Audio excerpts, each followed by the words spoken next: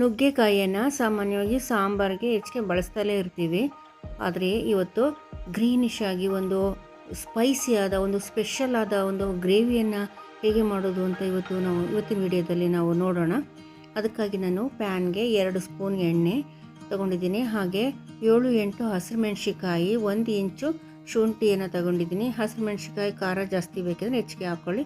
ಹಾಗೆ ಬೆಳ್ಳುಳ್ಳಿ, ಗೋಡಂಬಿ ಮತ್ತು ಬಾದಾಮಿ, ಚಕ್ಕೆ, ಲವಂಗ, 1 ಏಲಕ್ಕಿ, ಹಾಗೆ ಅರ್ಧ ಸ್ಪೂನ್ ಸೋಂಪು, ಅರ್ಧ ಸ್ಪೂನ್ ಮೆಣಸು, 1 ಟೊಮೆಟೊ, ಹಾಗೆ 1 ಈರುಳ್ಳಿಯನ್ನು ಹೆಚ್ಚಿ ತಗೊಂಡಿದ್ದೀನಿ. ಇದಿಷ್ಟು ಫ್ರೈ ಮಾಡಿ ಹಾಗೆ ನಾನು 2 ಸ್ಪೂನಷ್ಟು ಹುರಿಗಡಲೆಯನ್ನು ಹಾಕ್ಕೊತಾ ಇದ್ದೀನಿ. ಇದಕ್ಕೆ ತೆಂಗಿನಕಾಯನ್ನು ಹಾಕ್ತಾಯಿಲ್ಲ. ಇದಿಷ್ಟು ಸಾಮಗ್ರಿಗಳನ್ನು ಚೆನ್ನಾಗಿ ರೋಸ್ಟ್ ಮಾಡಿಕೊಂಡು ತೆಗೆದಿಟ್ಕೊಳ್ಬೇಕು.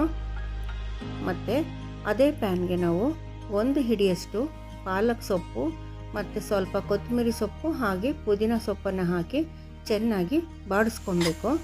ಈ ರೀತಿಯಾಗಿ ಬಾಡಿದ ಮೇಲೆ ತೆಗೆದಿಟ್ಕೊಂಡು ಅದೇ ಪ್ಯಾನ್ಗೆ ನೀರು, ನುಗ್ಗೆಕಾಯಿ, ಉಪ್ಪನ್ನು ಹಾಕಿ ಫ್ಲೇಮ್ನ ಸಿಮ್ಮಲ್ಲಿಟ್ಟು ಅರ್ಧ ನುಗ್ಗೆಕಾಯಿ ಬೇಯೋ ಥರ ಬೇಯಿಸ್ಕೊಬೇಕು. ಮತ್ತು ರೋಸ್ಟ್ ಮಾಡಿರ್ತಕ್ಕಂಥ ಪದಾರ್ಥಗಳನ್ನ ಮಿಕ್ಸಿಗೆ ಹಾಕಿ ನುಣ್ಣಗೆ ರುಬ್ಕೊಬೇಕು. ಮತ್ತು ಸೊಪ್ಪನ್ನು ಕೂಡ ಹಾಕಿ ಮಿಕ್ಸಿ ಮಾಡ್ಕೊಬೇಕು. ಈಗ ಗ್ರೀನಿಶ್ ಆಗಿ ಹೇಗಿದೆ ನೋಡಿ. ಮತ್ತು ಬಾಣಲಿಗೆ 2 ಸ್ಪೂನಷ್ಟು ಎಣ್ಣೆ, ಸಾಸಿವೆ ಮತ್ತು ಜೀರಿಗೆಯನ್ನು ಹಾಕಬೇಕು.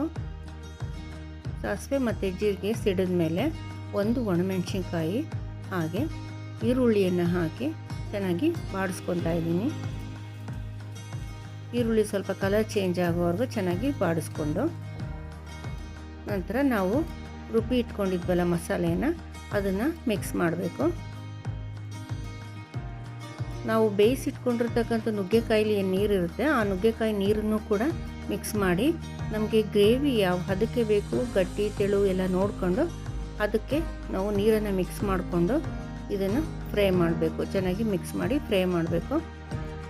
ಇದಕ್ಕೆ ನಾನು 2 ಸ್ಪೂನ್ನಷ್ಟು ಚಿಕನ್ ಮಸಾಲ ಪೌಡರನ್ನು ಹಾಕ್ತಾಯಿದ್ದೀನಿ. ಚಿಕನ್ ಮಸಾಲ ಪೌಡರ್ ಹಾಕಿ ಚೆನ್ನಾಗಿ ಮಿಕ್ಸ್ ಮಾಡಿ ಹಾಗೆ ಕಸೂರಿ ಮೆಂತೆಯನ್ನು ಕ್ರಷ್ ಮಾಡಿ ಹಾಕ್ತಾಯಿದ್ದೀನಿ. ಮತ್ತು ರುಚಿಗೆ ತಕ್ಕಷ್ಟು ಉಪ್ಪನ್ನು ಹಾಕಿ ಚೆನ್ನಾಗಿ ಮಿಕ್ಸ್ ಮಾಡ್ಕೊಬೇಕು. ನಂತರ ಬೆಂದಿರ್ತಕ್ಕಂಥ ನುಗ್ಗೆಕಾಯಿ ಪೀಸ್ಗಳನ್ನು ಹಾಕಿ ಚೆನ್ನಾಗಿ ಮಿಕ್ಸ್ ಮಾಡಬೇಕು. ನುಗ್ಗೆಕಾಯಿ ಮಸಾಲೆಯನ್ನು ಚೆನ್ನಾಗಿ ಹಿಡಿಬೇಕು. ಉಪ್ಪನ್ನು ಹಾಕಿ ಬೇಯಿಸ್ಕೊಂಡಿದ್ದೀವಿ. ಮಸಾಲೆಯನ್ನು ಚೆನ್ನಾಗಿ ಹಿಡೀಲಿ ಅಂತ ಫ್ಲೇಮ್ನ ಸಿಮ್ಮಲ್ಲಿಟ್ಟು ಮುಚ್ಚಳನ ಮುಚ್ಚಿ 5 ನಿಮಿಷ ಅದನ್ನು ಕುದಿಲಿಕ್ಕೆ ಬಿಡ್ತಾಯಿದ್ದೀನಿ. ಈಗಿದು ಚೆನ್ನಾಗಿ ಬೆಂದಿದೆ. ಚೆಕ್ ಮಾಡಿಕೊಂಡು ಚೆನ್ನಾಗಿ ಬೆಂದಿದೆ. ಈಗ ನಾವು ಸರ್ವ್ ಮಾಡ್ಕೊಳ್ಳೋಣ. ನುಗ್ಗೆಕಾಯಿ ಗ್ರೇವಿ ಚಪಾತಿ, ಪೂರಿ, ಇಡ್ಲಿ, ದೋಸೆ, ರೈಸ್ಗೆ ಹಾಗೆ ರಾಗಿ ಮುದ್ದೆಗೂ ಕೂಡ ಪರ್ಫೆಕ್ಟಾಗಿರುತ್ತೆ. ಇದು ಗ್ರೇವಿನೇ ಒಂದು ಒಳ್ಳೆ ಟೇಸ್ಟ್ ಇರುತ್ತೆ. ಈ ರೀತಿಯಾದ ಒಂದು ಗ್ರೇವಿನ ನೀವು ಮಾಡ್ಕೊಂಡು ತಿಂದರೆ ಸಾಂಬಾರು ಬದಲಿಗೆ ಮತ್ತೆ ಇದೇ ಥರ ಗ್ರೇವಿನ ಮಾಡ್ಕೊತಾ ಇರ್ತೀರ.